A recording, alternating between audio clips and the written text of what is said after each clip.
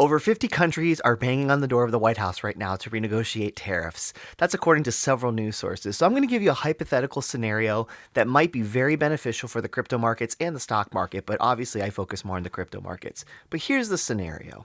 Okay, let's say this is true. Over 50 countries are banging on the door for the White House, giving calls saying, hey, let's renegotiate these tariffs.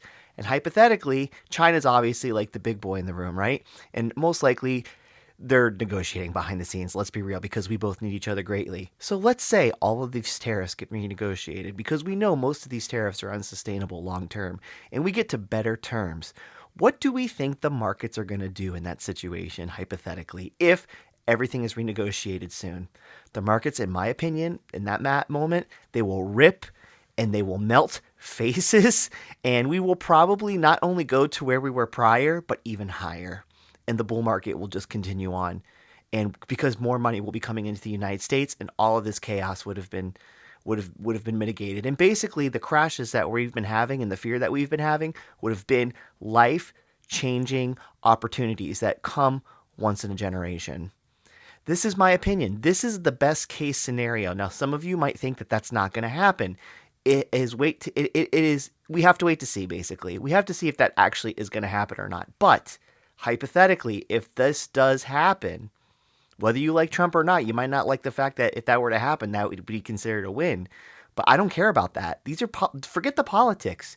We have to figure out how to make money, right? So hypothetically, if that were to happen and we were not buying during these opportunities with the extra cash that we might have on the side, because I know sometimes we don't, but if we did, why are we not thinking about that? So this is what I'm doing, and I can just only speak for myself because, again, I'm just a dude on the internet, can't give financial advice.